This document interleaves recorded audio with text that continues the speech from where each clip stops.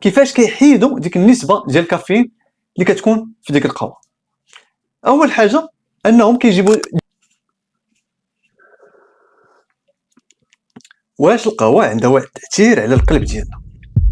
اللي ما كيعرفنيش، انا محمد اوتم كنهضر على اي موضوع متعلق يا اما بالبرودكتيفيتي او نيوروساينس.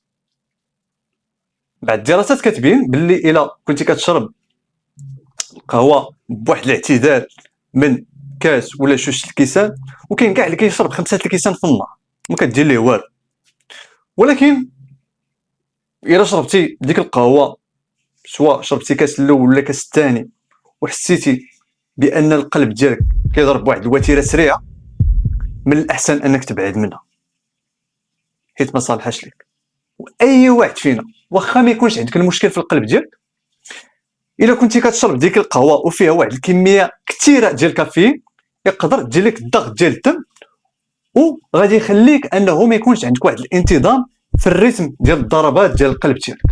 من الاحسن الناس اللي عندهم المشكل في القلب ديالهم، من الاحسن انهم ياخذوا القهوه اللي منزوعه من الكافيين، ويقدر توصل لواحد النسبه اللي هي مزيانه ديال 97%، وكتبقى واحد النسبه قليله من الكافيين في ديك القهوه اللي هي مزيانه لاي واحد عنده المشكل في القلب ديالو.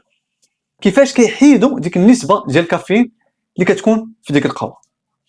اول حاجه انهم كيجيبوا ديك القهوه باقي خضره، يعني باقي ما تحمصاتش، وكيحيدوا داك الكافيين عن طريق اول حاجه يا اما الفلتر ديال الماء سويس واتر بروسيس، او عن طريق ثاني اكسيد الكربون.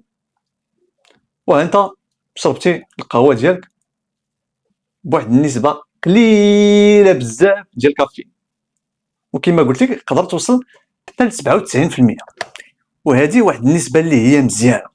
كان هذا هو النهايه ديال هذا الريل هذا. كنتمنى انكم استفدتوا من المعلومات اللي قلتها في هذا الفيديو هذا على الموضوع ديال واش القهوه مزيانه الناس اللي عندهم القلب.